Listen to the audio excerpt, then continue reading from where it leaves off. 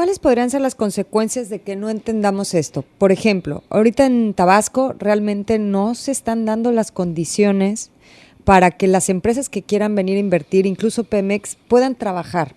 Está por un lado el tema del crimen organizado, las extorsiones a las empresas. Por otro lado está esa amenaza constante de las comunidades de la toma de pozos, de las marchas, del exigir la despensa. ¿Qué pasaría si no entendemos que tenemos que hacer equipo con Pemex? Bueno, que estos beneficios de los que hemos hablado de una inserción plena, pues no llegarían. O sea, me parece que si no se generan, la inversión va a llegar porque la importancia económica de la actividad petrolera es muy elevada.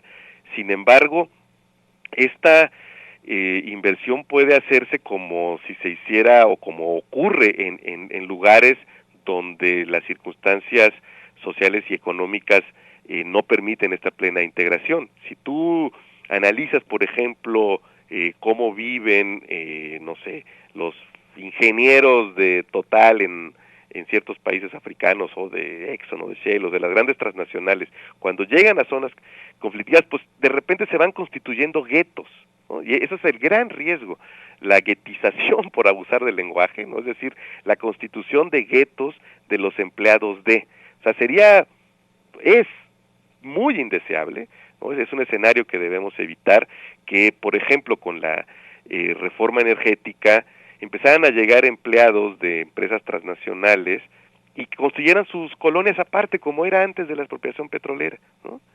Porque en el caso de Pemex, pues al final del día pues somos mexicanos y yo, vamos, hay paisanos míos de Coatza y de todos lados de Veracruz que llegan a Tabasco, y bueno, finalmente de una u otra manera hay una inserción social, ¿no?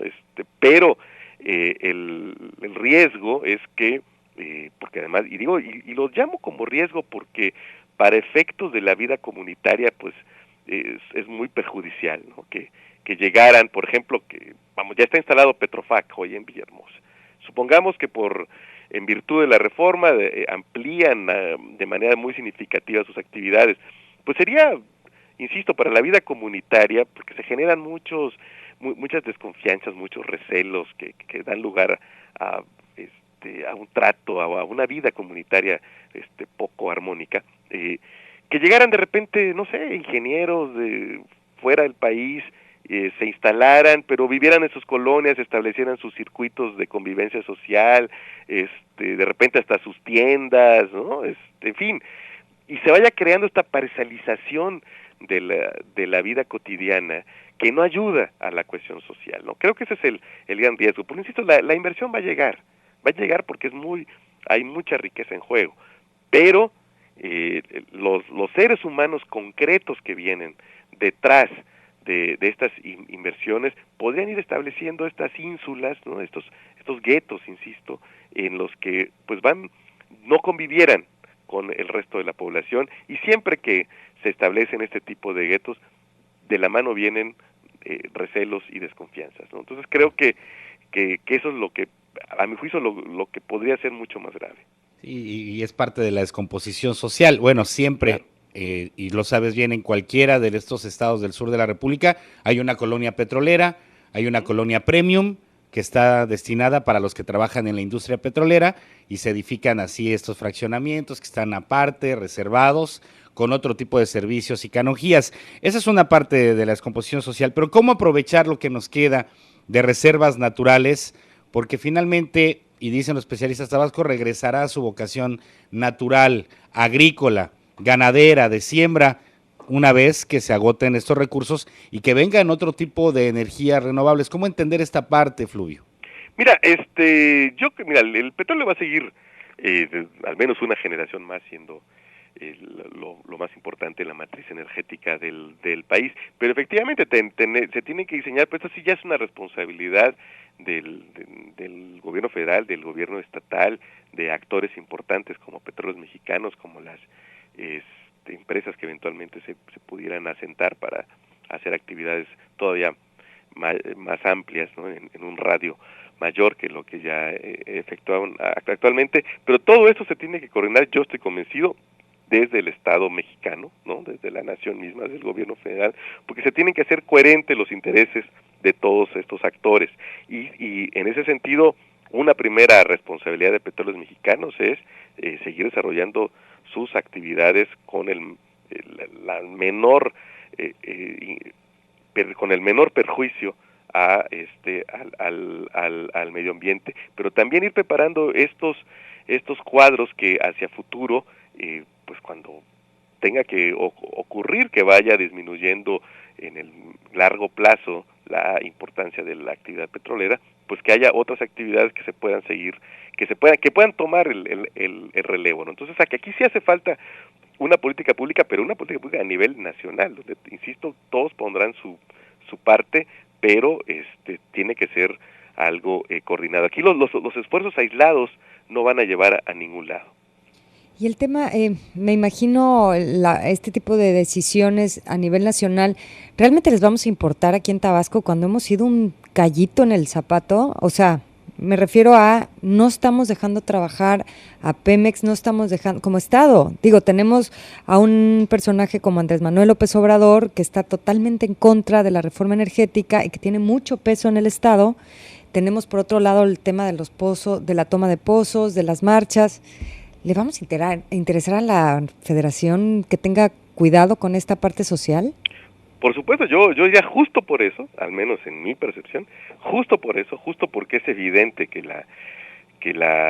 lo que yo comentaba hace rato, justo porque es evidente que no hemos podido integrarnos plenamente al tejido social de manera armónica, justo porque Pemex en muchos sectores de la sociedad tabasqueña sigue siendo vista como un intruso, justo por eso es porque se tiene que redoblar los esfuerzos para que las actividades petroleras se realicen en un marco de aceptación social, de legitimidad plena y sobre todo con una visión sustentable para garantizar el futuro de la población en la era post-petróleo. O sea, justo porque hay estos conflictos es que tiene que haber mucho más cuidado. O sea, yo no concebiría que que hubiera una especie de respuesta casi epidérmica o meramente visceral desde el Estado. El Estado no está para eso, el Estado está para para propiciar las condiciones, y cuando hablo del Estado me refiero al Estado Nacional, para generar estas condiciones que permitan una vida, una relación mucho más armónica, porque al final del día de lo que se trata es de valorizar la riqueza petrolera en beneficio de todo el mundo, yo diría en primer lugar, pues bueno, de las zonas donde se asienta la actividad. Entonces todas estas complicaciones que pueden existir en el desarrollo cotidiano de la actividad petrolera, pues se tienen que atacar y atacar de fondo, ¿no? Con respuestas de fondo, con una labor pedagógica, con mucha paciencia, con mucha prudencia, porque estamos hablando de la gente, estamos hablando del futuro de una región muy importante, ¿no? Entonces, sí hace falta hacer coherentes todos los esfuerzos de los actores, y en ese sentido va a ser muy importante el debate en la legislación secundaria, ¿no? Que no se ha dado aún, en términos de las facultades, por ejemplo, de los órganos reguladores. En particular se creará una agencia de seguridad industrial y protección ambiental, cuya labor será muy importante para normar la actividad de las diferentes operadoras que pudieran estar participando en la industria petrolera en el mediano y en el largo plazo, las facultades de la propia Comisión Nacional de Hidrocarburos. A mi juicio ha faltado en este país, por ejemplo, a diferencia de lo que ocurre en otros países, como en Francia en particular, una auténtica y eficiente, eficaz, bien pensada ley de ordenamiento urbano.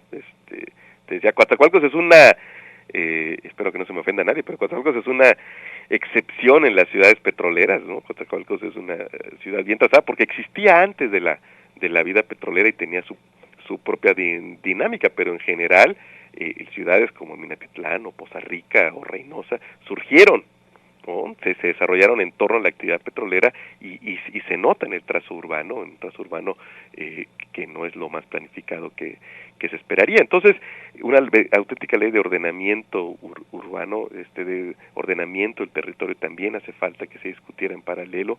En fin, tiene que haber toda una política de Estado que ataque todos los aspectos, ¿no? Les decía hace rato, para mí lo importante es que sería, lo deseable que sería que si en una ciudad se asienta una parte significativa de la actividad petrolera, pues los cuadros técnicos surgieran de la misma comunidad, ¿no? Yo, por ahí un amigo, un paisano mío, me decía que una aspiración, por ejemplo, de mi pueblo, de Coatzacoalcos, es que nadie se pudiera decir ingeniero químico si no ha estado 6 meses en Coatzacoalcos, ¿no? Igual, yo creo que nadie debería poderse decir ingeniero petrolero si no ha estado 6 meses en Villahermosa o en Ciudad del Carmen, en fin. Esta relación... Fondo, ¿no? Exactamente, ¿no? Entonces, eso es muy, muy importante. Oye, doctor, ¿cómo hacer? Tabasco ha peleado muchos años, bueno, la mayoría de los pueblos petroleros ha peleado muchos años porque se les regrese lo mismo que aportan a la federación en materia de hidrocarburos, o si no lo mismo, pues algo que sea equitativo para que tengamos mejores condiciones de vida, sobre todo para las etnias indígenas, para los municipios más pobres, en donde hay presencia de la industria paraestatal. Sí, mira, había, y es insisto, una demanda que ha tomado, por ejemplo, el gobernador de Tabasco, ¿no? El licenciado Núñez, hay un sesgo en la distribución de participaciones federales que favorece a las entidades petroleras. Ese sesgo se ha acotado recientemente. Ese sesgo llevó, por ejemplo, a Tabasco a ser a la entidad con la mayor cantidad una mayor proporción, el mayor índice de participaciones federales por habitante, por ejemplo. Muchos años fue el estado más favorecido en ese sentido. Pero si bien ese sesgo es deseable y se debe mantener y hay que ponerle números para ver hasta cuándo, hasta qué punto debe mantenerse ya en términos concretos, ¿no? En cuanto a las participaciones federales, pues tiene que ir acompañado también por esfuerzos locales de recaudación. En general, con la excepción del Distrito Federal, los estados, las entidades de la República prácticamente viven de los apoyos federales. Eso no es deseable. Creo que tienen que necesariamente buscar la forma de apuntalar su propia recaudación.